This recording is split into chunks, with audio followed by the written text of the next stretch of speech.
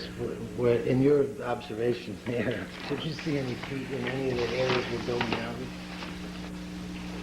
Mucky. When we walked this site a few weeks ago, the only part that we were concerned with are the lots around this circle. And we walked all of those perimeters, and we didn't find any deep organic materials on any of these lots.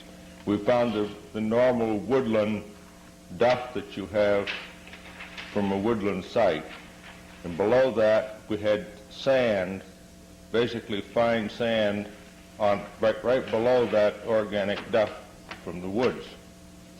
The water table varied considerably over the area, but it was all sand, and when we were there we still had some frost in the ground and water was standing on top of that, so you can't take the water that we saw on the surface as being normal in non-frozen ground. Alice, is your concern that they aren't mapped out in such a way that we can see where they are? Yeah, I share that same concern. I realize we have sort of the broad picture here, but we don't know what we're getting into.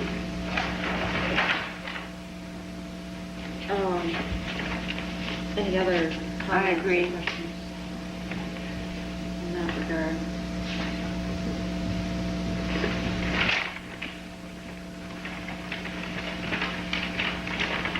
Any other comments about the general? Yes. Generally speaking, there have been so many changes. We've changed from the condominium concept to the single-family lot. And I ran across the other day something that I think is very important, and I think Mr. Clough could answer these questions. I ran across the Declaration of Protective Covenants, Conditions, and Restrictions having to do with Elizabeth Farms Coal Field, a document like this. Has this been changed? Because all of the terminology in this particular declaration includes the mention of Prout Manor condominiums. And you must be handing out something to the people who have purchased the lots.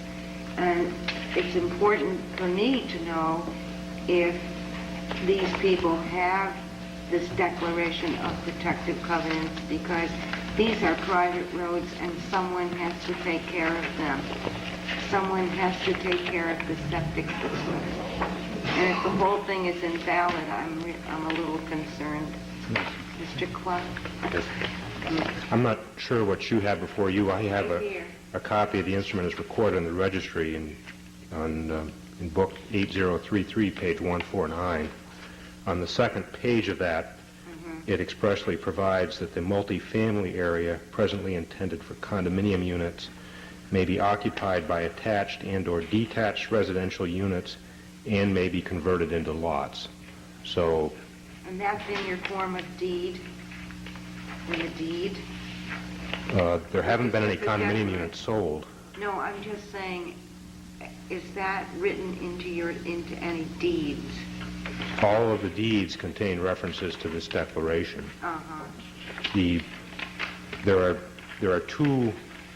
Maybe I think what your confusion is that there is a homeowners association that is not a condominium association. That has been set up from the beginning, and it's been reviewed by Tom Leahy, the attorney for the town. That homeowners association, from the very beginning, is the entity that has the sole responsibility for the common septic fields, for the roads, for the pedestrian easements, for basically the what I'll call quasi-governmental functions that pertain to the development as a whole. The condominium association, had it come into life, would have been responsible only for those functions within the condominium itself. And those, the condominium people and the single-family lot owner people would have collectively contributed to the master association. Okay, so what I have here is something archaic. I'm not sure what you have. I could give you a copy of it. I'd be- But I was concerned that it would be changed since all of these changes had ensued, and it might just be a minor detail that hadn't been addressed. Okay, well, I'll give I you think a I- copy, take it, please. Yeah. I'll swap you. Yeah, you can just have it for the rest of your life. Maybe. I believe this was in the original draft. See, I keep all of the And you have revised this to conform. Right here. I can get another one. It doesn't, it contemplates what, at the outset, what we're doing now, so it's sort of pre-revised that way. It allows for what we're doing, and we're pretty straightforward with people coming by and looking at what we're doing there is because we feel that they will feel that changing from condominiums to single-family lots is in everybody's best interest. This is a copy of the however many, 12, 15 existing homeowners, lots under contract, and the people from Phase 1 that we submitted in November that says, I'm writing at this time as a concerned future, and in some cases current, homeowner Elizabeth Farms, either Phase 1 or Coalfield, depending on the letter. Corey Weinshank has informed me of their potential plans to convert condominium phase of 6 to 6 individual house lots. I reviewed the site plan proposal and believe the concept of the lots is more appropriate to the existing neighborhood and to the Elizabeth Farms development. And like I Yes, said, we received all Right. those, copies of those in our packet. Okay. And all faithfully read them. oh, good. Every one of them? All remarkably I'm going to have... Almost a form that you can We're- sign, we're with gonna- an exception of a comment or two. I'm glad, because we're going to have a test later. Madam Chairman, Yes, Mr. Um, Chairman. there are three basic issues tonight. One is the conversion of condos to the single-family homes and lots. And I think we spent probably an hour and a half at the last meeting talking about that issue. And I think many of the issues, as far as I'm concerned, were resolved. There's the issue of the shortening of the cul-de-sac. Technically, I don't think that was of concern to Bob Hunter. He commented on it and indicated that he needs some plans and profiles. I don't know if those are provided to him or whether he received the same package that we did and whether he needs more data, but presumably he does. Therefore, we should commission any approval on that. The third issue was the buildable lot areas as shown in one of the plans. And we could ask Mr. Weinshank to just address that for a few minutes and tell us what the changes are. And we understand, I think, overall what is desired, but maybe we could get some specifics about how those changed, not having held that up to the light to see what the changes are. Can you accomplish that for us, Mr. Weinshank? I'm sorry, I didn't hear your last question. If you would detail the changes that have been made since the last time, because we don't have an overlay, and we just need to... Okay.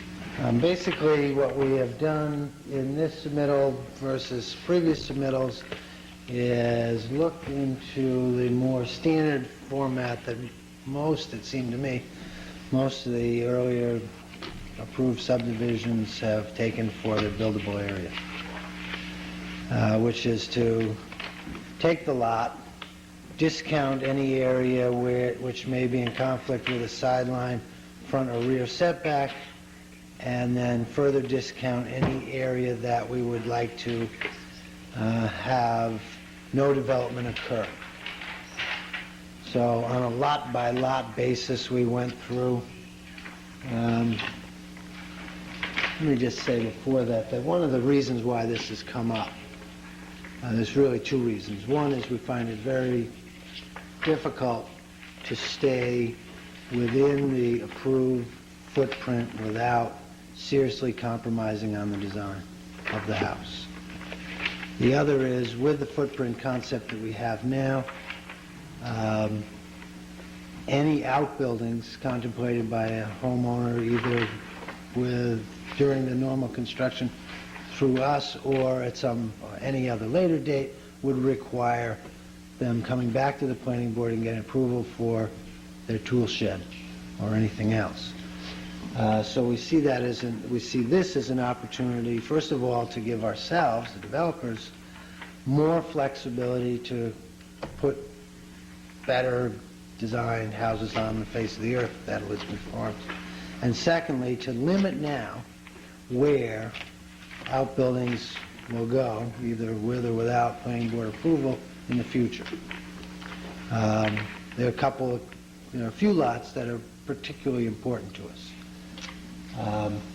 They are the ones along the tree line in Park Circle that are near the pond and where the buildings can stay in the woods. The lots are, let's just for argument's sake, they're half woods and half field.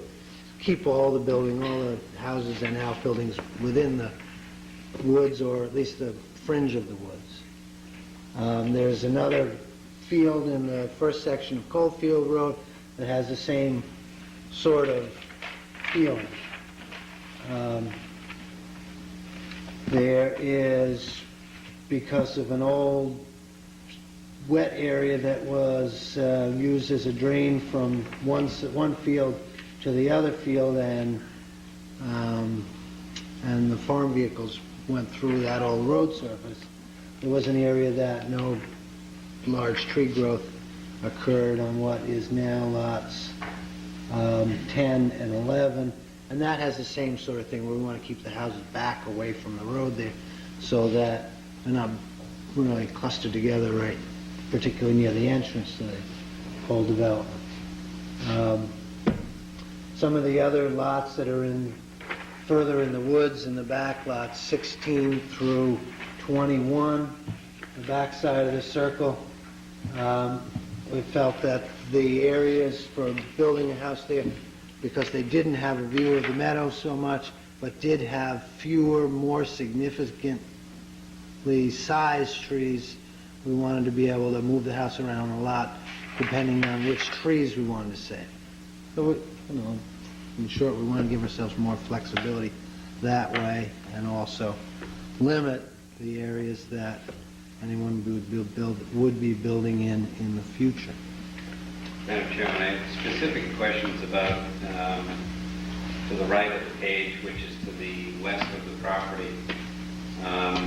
There were some concerns before, as we discussed the building lines down there, given the soil types and a number of other things. And I guess my specific question is, and understanding your desire for consistency in design and a number of other issues which you just raised, how those shaded squares vary from the originally approved designated building areas. In some instances, they are closer to the road in a narrower part of the lot. We are including this shaded area to be the house and any future outbuildings. They're larger. I mean, Do you have a copy of the original plan? I don't.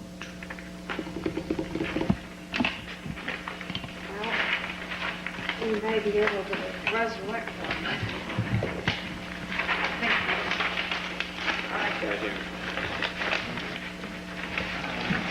Thank you very much.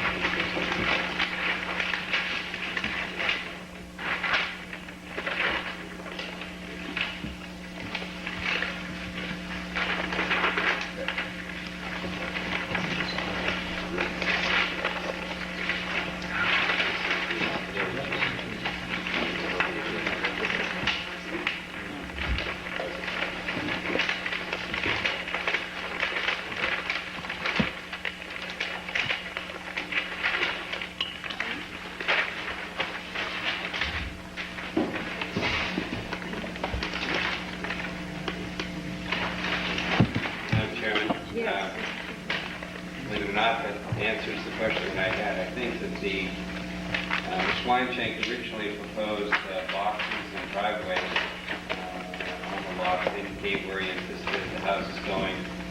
And we had some concerns that I remember the conversation about getting too close to the marsh and issues like that, or getting too close to the wetlands. It appears as though the shaded areas do give more flexibility, but don't move the houses or what we were originally shown closer to streams or things like that. So I think it's appropriate. And that was, I guess, my primary question, and it related just to the western part of the property. Additionally, I might point out that the restriction for the size of the box, the basic wetlands alteration permit of 5,000 square feet still holds. We're still limiting ourselves to that box just within that shaded area. Not trying to I would add disturb that no area. the code enforcement officer has reviewed this and has approved the concept of the shaded areas. One question I would have is to somehow ensure that the plans, the amended plans eventually get signed, somehow incorporate and reference back the shaded area so somebody out in the field knows exactly where he or she may be allowed to build or where they aren't allowed. By way of... Either by reference or by putting the building envelope right on the final subdivision plan. Where's that address now? Does that refer back to the recorded plan?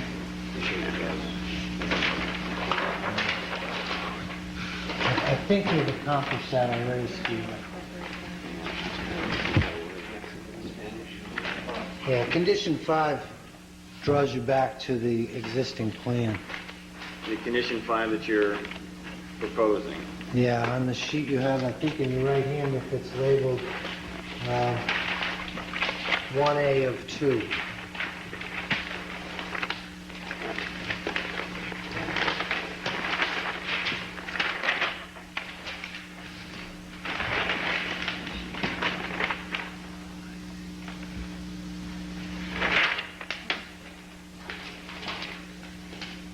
Right. As far as if we can get back to a minute about the peat areas, I mean, we went through that at great length, in so much as the first buildable area plan was developed, and we haven't. The shaded area is not any closer to any of that peat than it ever was before. I don't know that I'm not going to just end up remapping the same discussions we had a year ago or a year and a half ago during the wetlands alteration permit. I believe that Steve has drawn up a conditional motion, which you might like to hear, unless there's some other questions. Well, one more issue. I just want to, going back to condition 5. I don't want to belabor the point, but the language seems to me that people have the new proposed subdivision plan for you. It says, in essence, all buildings shall be generally located as shown on the amended residential buildable area plan, but with the right to vary their exact location and dimensions so long as the total footprint square footage is not increased and all minimum setback requirements are followed. One, I think that language has been around for a while. It refers back to when we were still trying to deal with the existing, the original plan. And secondly, it makes it seem as though you can actually even move outside the shaded area as long as you meet minimum setback requirements. So I think there needs to be some reworking of condition 5 to accurately reflect what's, I think, now being proposed.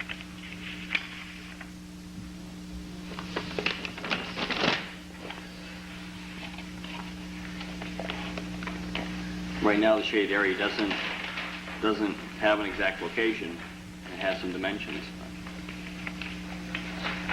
Well, I don't know, Larry, if you can shift that somewhat to more accurately reflect what we're dealing with now.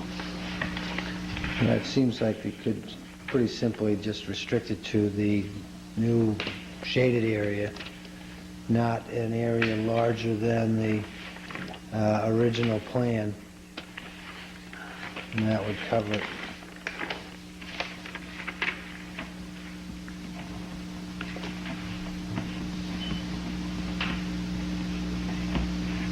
There is I have this plan. I want to see here. It's a shaded area, buildable area for each lot. It includes all buildings and accessory buildings. Is that what you... I see what you're saying now, Steve, on condition 5. Well, This third sheet does have a reference to the prior plan and the recording data as well. Yeah. I think we can consolidate that into a more concise We can consolidate that sentence, now. If you would like Motion right away. to, yes, we could perhaps Yeah, have you consolidate address that that now and We have a motion right away. take, do you want to adjourn to the back room for a few minutes? Great. Love to. Thank you.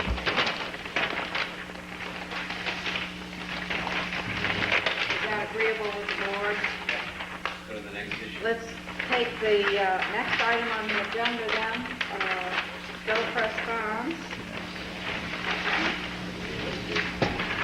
This means I can't go because I have to. This means I This is can't a way to get you. We can have a giant breakfast.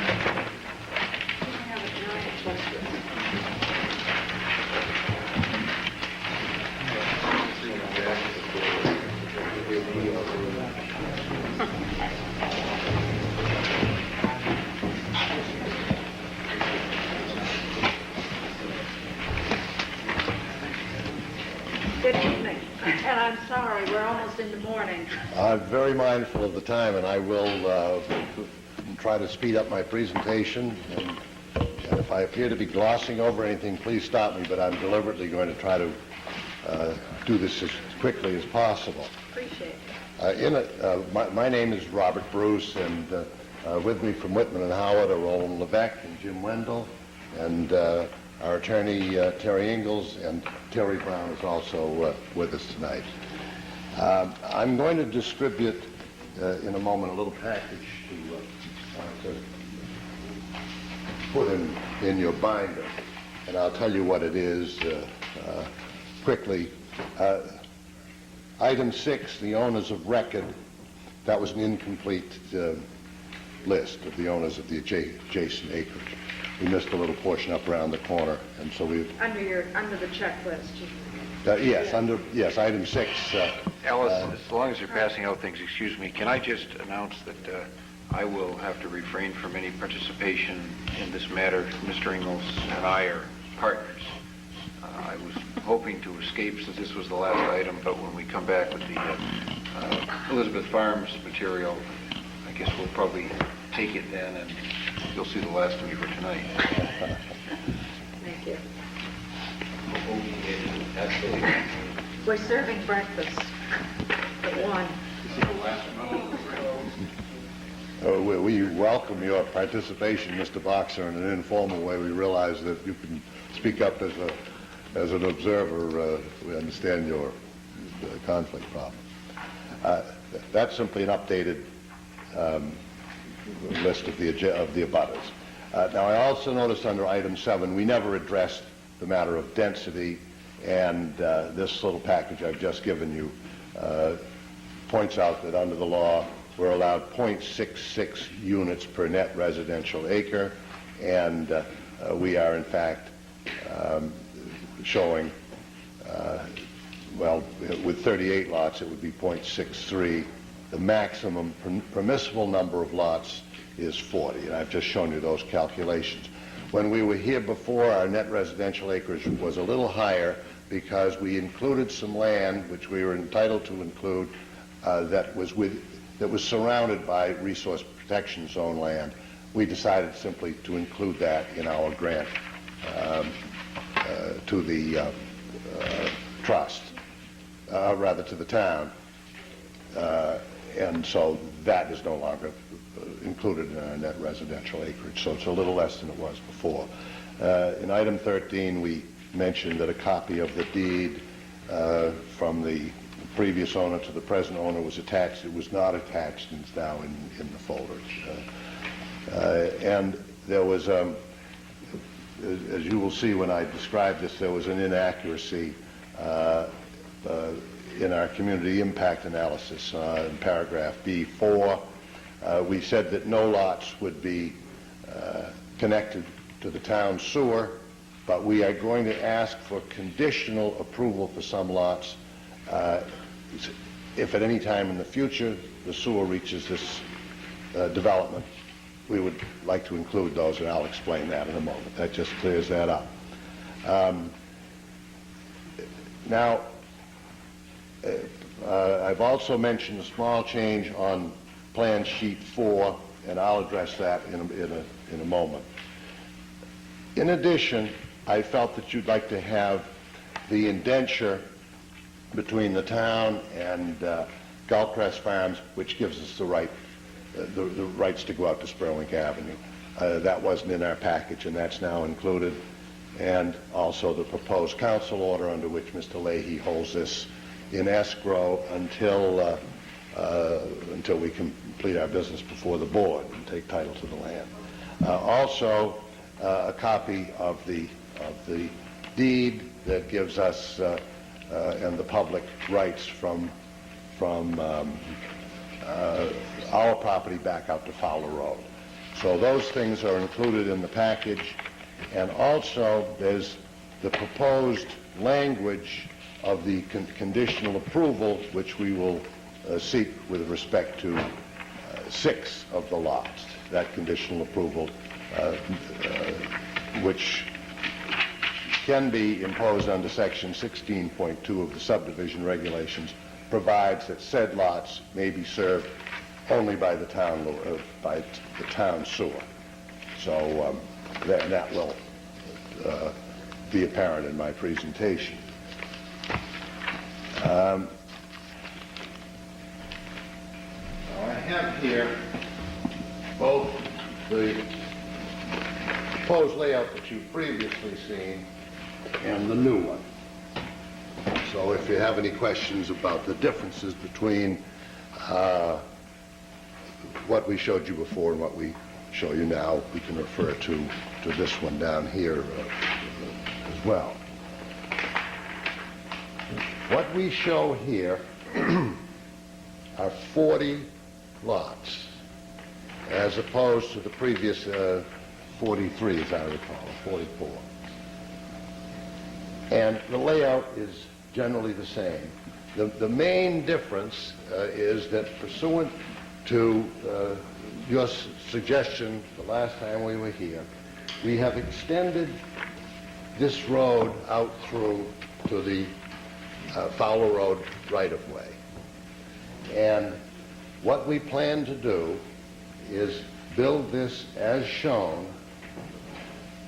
and ask for conditional approval for these lots, for lots 33, 34, 35, 36, 37, 38, and we've neglected to number these other 2 lots. They would be 39 and 40. Now those would simply sit there under our proposal as open space until such time as town sewer would be available to those lots. Now the reason that we want to do that now rather than just simply hold on to this piece for later subdivision is so that everyone will know now what the entire project will look like, even though this will simply be open area for whatever number of years it takes for the sewer to reach either here or wherever, you know, when we become eligible for inclusion in the sewer system. And as you will see in the little package, there will be eventually a cul-de-sac here at the end of this street, but again, we plan to put up a breakaway gate, and the only use of this right-of-way that that we are asking for and want back here is for emergency vehicles only and for pedestrian access to the greenbelt system, which I'll point out to you in a moment. Now, under the deed, copy of which I just gave you, that establishes the right-of-way here, this could be, and I believe it was contemplated by the grant to the town, this could be a full public street, used for all purposes. But with your approval, we would like to limit that simply to, for the time being anyway, for emergency use and for pedestrian access. Simply because we do not want this to become a shortcut from Spurwink Avenue down to Fowler Road. We don't want including these lot holders here, their ingress and egress is out to Spurwink Avenue. But for safety purposes and for other purposes and emergency purposes, this right-of-way will be available. So we do not propose to have a full, if we can manage it. Under the present reading of the deed, it calls for complete public access, but I think we can get limitations on that. I'm concerned myself as to whether or not if it's a complete public way, we can put a barrier across it. But that's a technicality that we haven't addressed yet. Excuse me. Excuse me, but did you gain right title and access to that little piece that goes out to Fowler Road?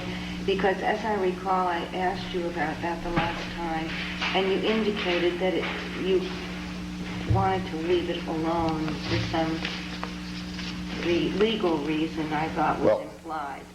Previously, we didn't have a road out there, and as far as we were concerned, it was academic.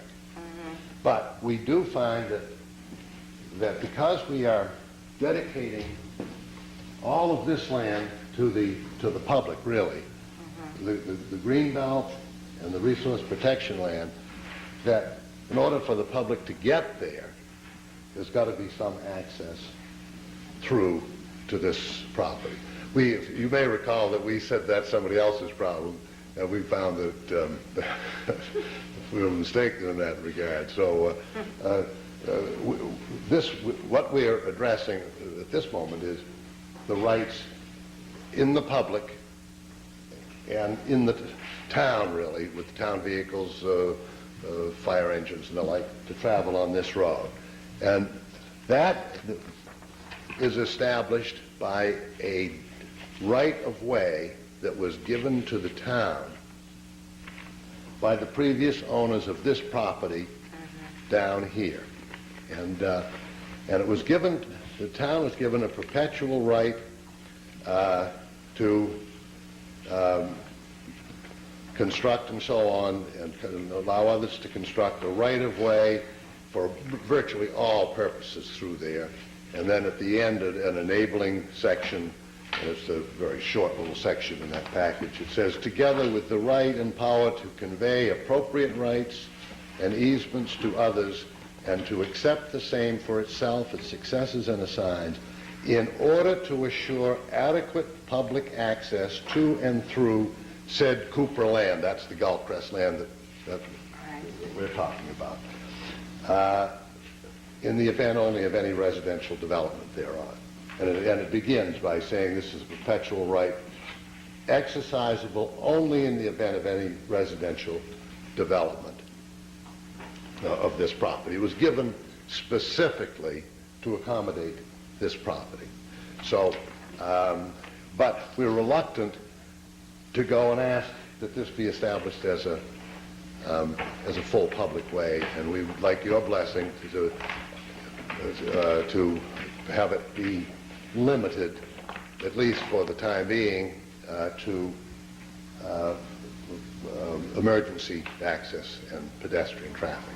Now, there is some I'm not speaking on behalf of the neighbors, but I do know from my conversations that, well, there's been a nice spirit of cooperation, but they have some real misgivings, some of them, about the green belt going up this, the pedestrian access. They voiced to me no concerns about emergency access with town vehicles, but they're concerned about pedestrian access for greenbelt access, to reach the greenbelt. And so we could accomplish this very easily without even involving the town if we could obtain a private, another private right-of-way superimposed on the town's right-of-way right over that for these very limited purposes. But that's a technical question. I think that we may be able to do it that way, but if not, we'll have to go to the town and establish the right, the public's right to walk over it and our right to have it be used for emergency vehicles. Now, otherwise, this is, as we saw it before, initially, the paved road will go down to this little turnaround that's shown here. This road will have the gravel bed on it, and until these lots are developed, the breakaway gate will be right back here at this turnaround. And you won't even see this road. It'll be there, it'll be marked, it'll be plowed, it'll be available for emergency traffic, but it will not be paved until these lots are approved. So this is the project as it stands now. I just want to say before we have questions that the only other change, we did change the street names, and you'll see on there we had Flintlock Road and Cannon Road, and again, I think one of the neighbors suggested that was a little militant, and we now have Sandpiper Lane and Turn Circle. I like that. Now, we had thought that our wetlands application, alteration of wetlands application, would proceed concurrently with this. It may wind up that way, but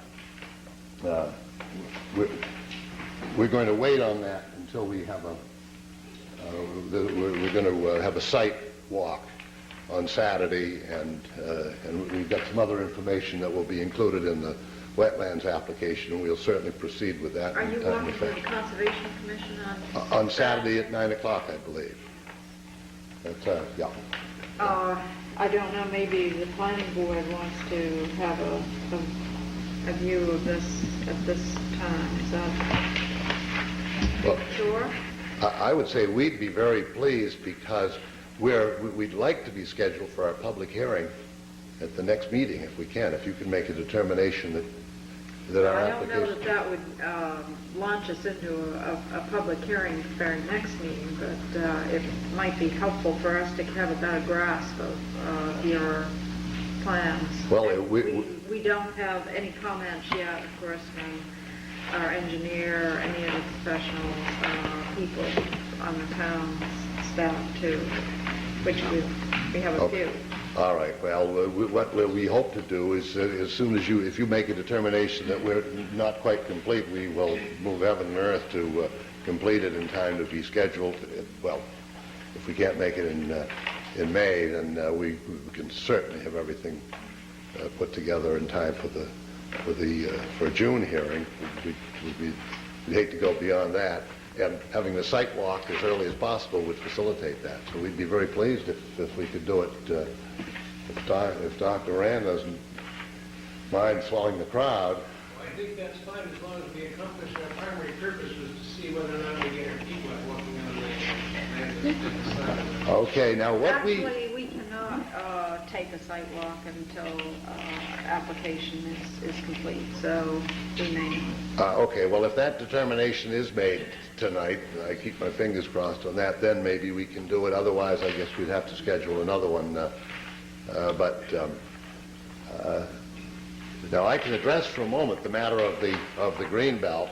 What we have laid out here is a 15-foot wide strip that is outside of the, largely outside of the resource protection area. And you have to assume from the soils study that that is on firm ground. But that's what we'll find out on Saturday. And I think we're certainly prepared to relocate this to the extent necessary to give a good firm walkway all the way through. Now, and the other thing I was just going to say is that our wetlands application will contain some detail that isn't included in the present presentation. But we did the high-intensity soil study, and I think you have all of that. And so we're prepared to answer any questions that you have about our concept, about our application. Questions from the board? Well, just a short one, and I don't know if it applies to this particular configuration of the development, but you mentioned in one of the booklets, I'm just too tired to get That's it all out, right. if you don't mind. I think we can put our Take finger my on it. word for it. You, most of the houses had their own individual septic systems, but on several of the houses, you planned it so that two houses would share one system, and I wondered if you could tell me why. Yes. All right. Now let me address that. I'm sorry. I'm glad you brought that up because I should have. Some of the lots, and I'm looking in particular at these at lots 11, 10, 11, 31, and 32, and I'm glancing over to make sure I'm telling you about the right lot. Those lots will have their septic tanks on the lots. However, the soils studies show that there isn't sufficient leaching for those lots. So two of the lots will share a septic tank that's over here in the open space in an area where there's good drainage, and that's indicated somewhere. Then and there will be no more at any time than two to a community septic system. On each of these leaching fields, there's only going to be drainage from two septic tanks. Two up there, and down here, two will go to a field here, and two will go to a field here. And the way that will work is that, and instantly, those two will eventually become lots. Those are two excellent house lots. They're just not numbered. They will be 39 and 40. And if a sewer ever comes in, they will be discontinued. The people will be given easements onto those lots until such time as the sewer is established. Then those will be discontinued sometime in the future, hopefully, if the sewer comes from. Otherwise, these have been established as the overflow leaching fields for the lots up here. So there'll be two that'll use this as a supplementary leaching field, two that'll use this, and two that'll use an area up in here. And otherwise, all the other lots have their own septic tanks. And our homeowners association agreement will provide for the sharing of any expense associated with the maintenance of those by those who are hooked up to it. How long is your road to the crash gate? It's about 1,300, 3,300. 2,500 feet. 2,500 feet. Okay, sorry. Any other questions, comments? Madam Chairman, it's difficult without getting out on the site and taking a look at the land. The applicant has given us a proposal, and I would presume is looking for some initial thoughts. And just to give some initial thoughts, the clustering provision, I think the town has been pretty tight on in the past, that it really does require some innovative design. It requires some real needs that are specific land issues, and so that we don't get into a discussion about clustering because land is inappropriate for development in areas to be reserved and set aside. I think we have to look at that. We'll only know that when we get out there and look at the site and walk around on it. The other issue is that we've got a very long cul-de-sac road.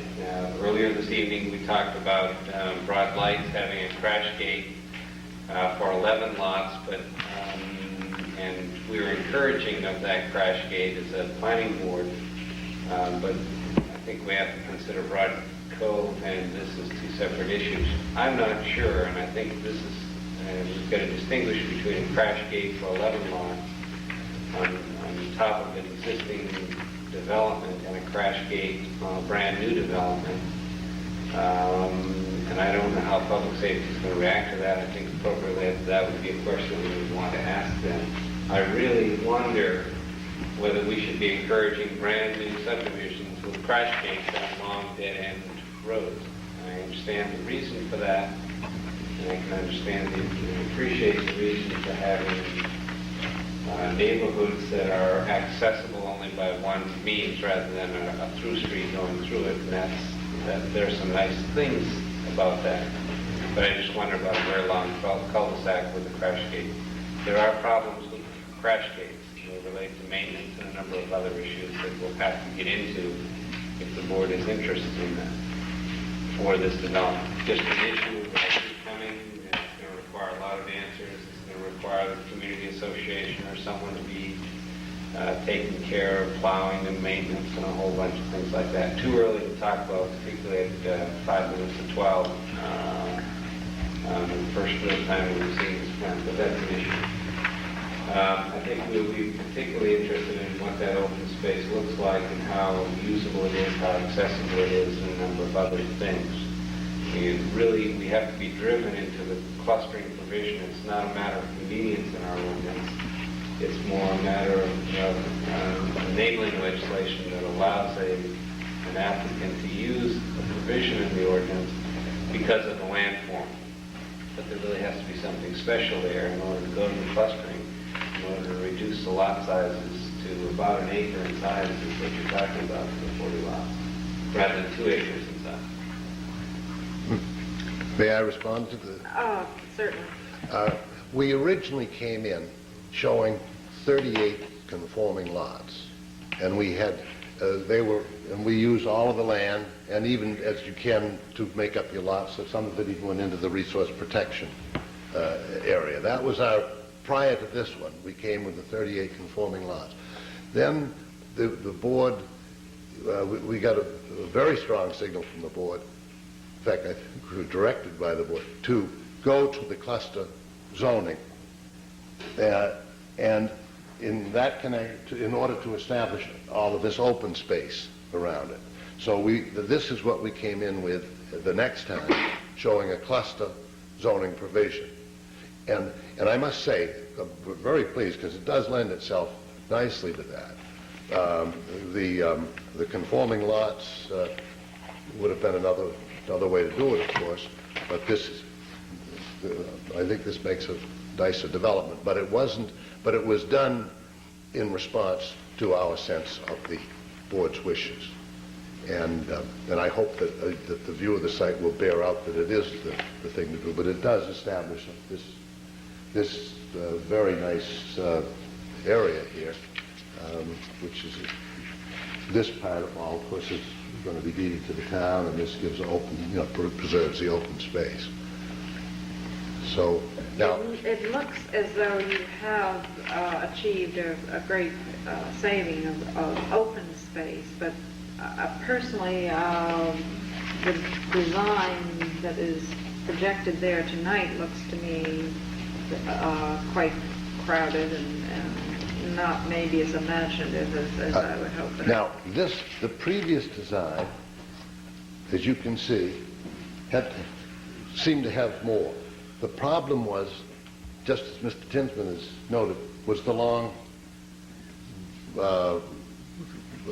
dead-end road, really. There was a big cul-de-sac, and so we were asked to set it up so that there was access out through the back.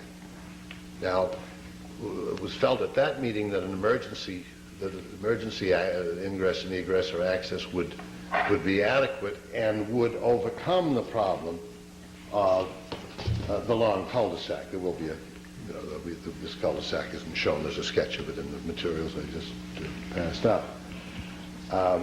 Naturally, we would, if the board wants a full public road through there, then that's, we will certainly do that.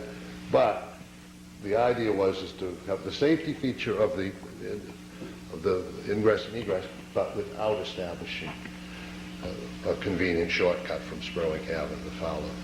Well, I think this is an issue that we will be wanting to look at quite intensely. I think in light of the hour, if there are no more questions or comments, I think we might be able to give you a dated receipt. Personally, I don't think that we're quite at the point where the application is complete. We've received some information tonight, which we haven't had a chance to look at, so I think we need to do that at the next meeting.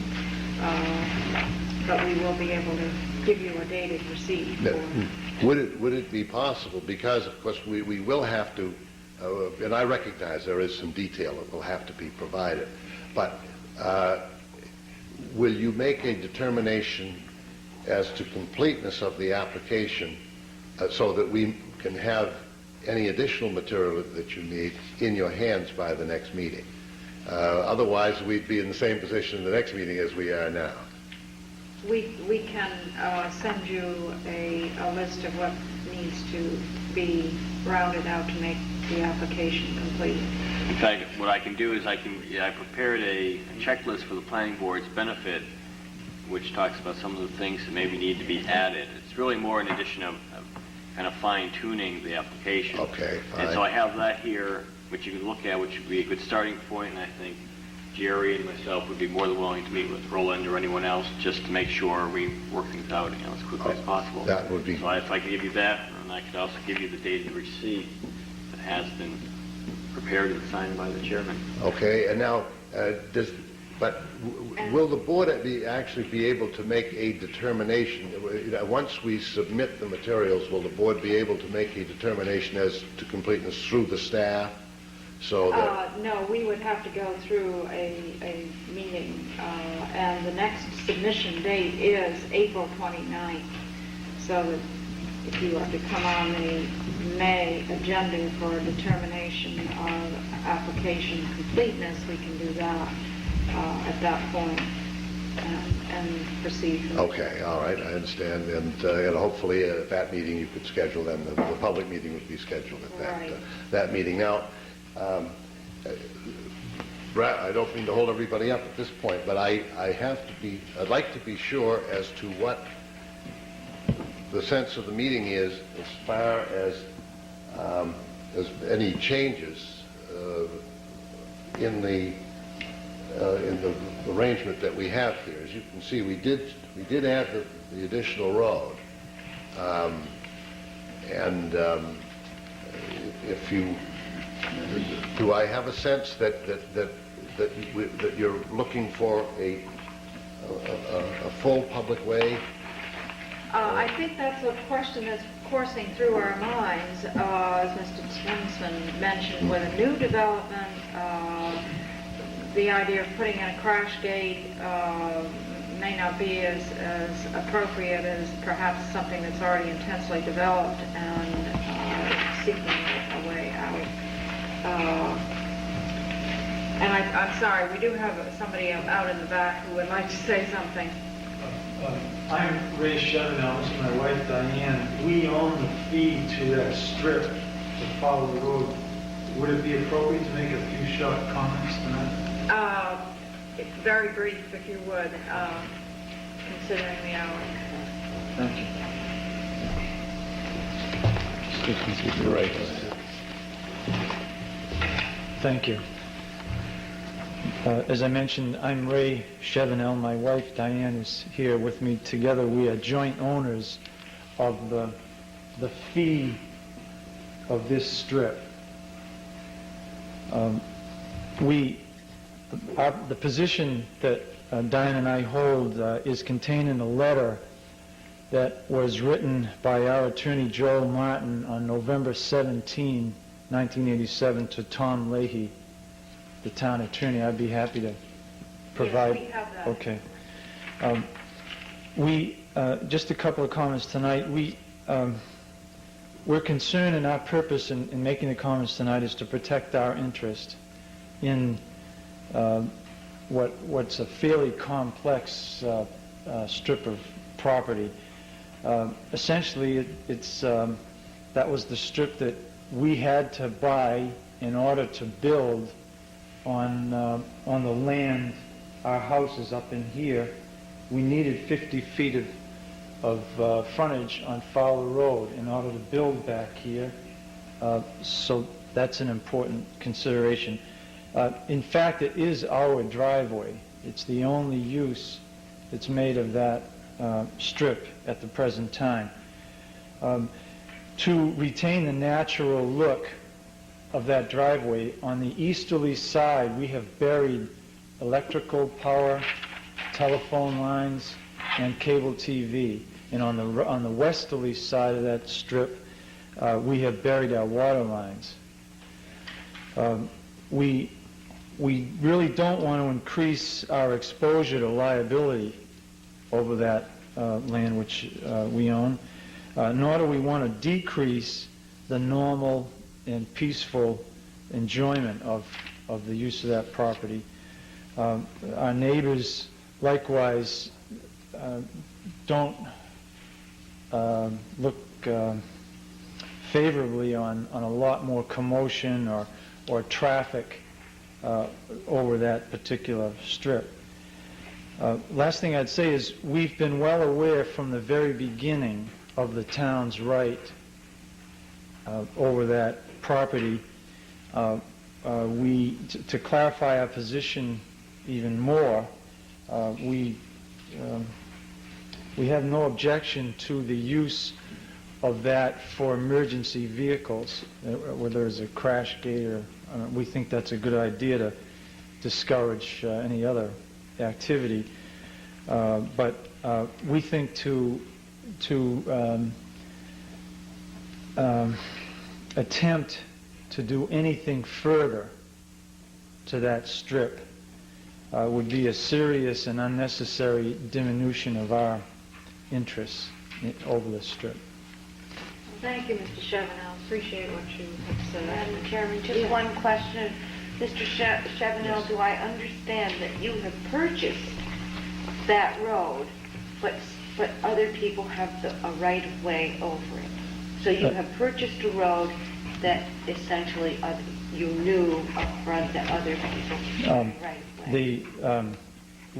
We own the fee to that road. There is only one other party that has any right whatsoever to that 400 to 500 by 50 foot wide strip.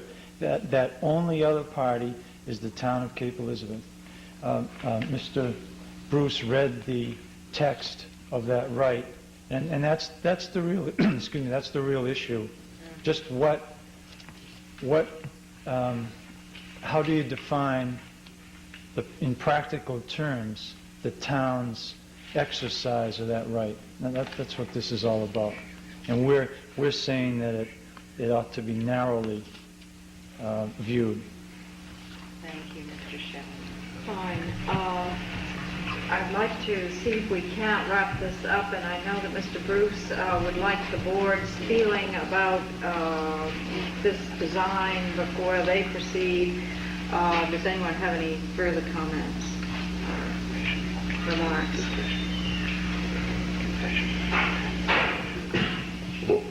I think a long cul-de-sac has always been a problem with this planning board, and a long dead-end road. Cul-de-sac, sorry.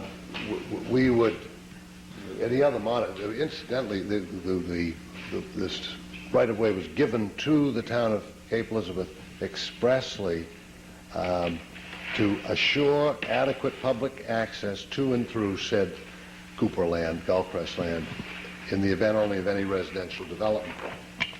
We could, if at some point we are directed to, we could certainly just leave that as a full public way. I think that if we could avoid that, and it wouldn't make any difference to us as the developer, but to the Fowler Road residents, I think they'd like to see that limited in some way, and we will accede to your wishes in that. But we will make the presentation as you see it here, unless I have some directions to the contrary.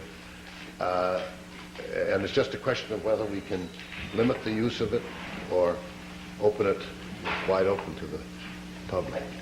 Madam Chairman, I'm not sure that the board is prepared tonight to give you the level of detail that you may be seeking, which is a little frustrating, but I think the site walk is going to be particularly valuable to us with respect not only to the wetlands and the conservation easement area, but the location of the trash gate or road. So it's hard to tell you. And I understand that. I'm just explaining that I won't be, I don't see any changes to make in our presentation until we get, till you had a chance to review it and give us further direction, and then we will make whatever change in the... We do need a lot of review and thought. This is a major subdivision and it has a major impact, and I think I know that perhaps you and your party want to go fast. Oh. Yeah. I wish we could accommodate you, but I think we've got to take it slower. I understand. I just... we won't be making any changes in this end until we get further signals, right? I think that's correct. But we will proceed with the detail that Mr. Butler has given us, and we'll have that in hand, I hope, in time for the next meeting. The 29th. Okay. Right.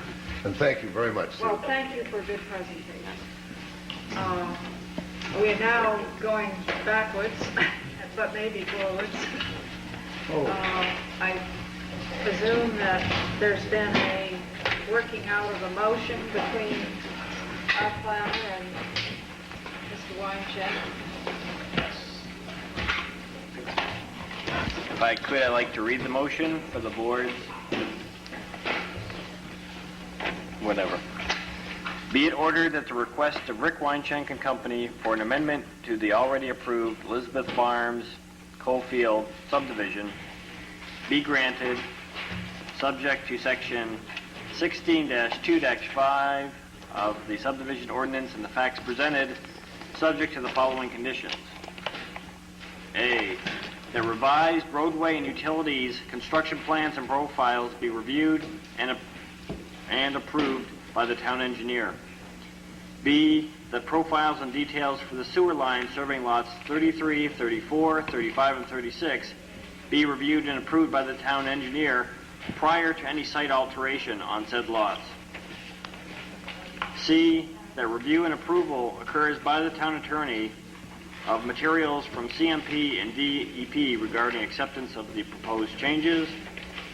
And D, that condition number 5 on the subdivision plan be changed to read as follows. All buildings and related structures shall be located within the shading area as shown on the amended residential buildable area plans dated April 1st, 1988, sheets 2A of 2 and 2B of 2, period. End of motion. So moved. Is there a second? Has been moved and seconded. All those in favor, please raise your right hand. 1, 2, 3, 4. We have a unanimous approval for your amended plan. Great, thank you very much. And there's a quick move to adjourn. A second, and I would remind you to save the first Tuesday in May for a workshop on more congregate housing. You gonna have signing or something? One question. Rick, do you want to deal with that issue? Signing. I'd like to sign at the next meeting so I can make this change and have the actual linen in my hand, which I don't have. Could you make sure that we have the linen, Never. print of the linen beforehand so that you check?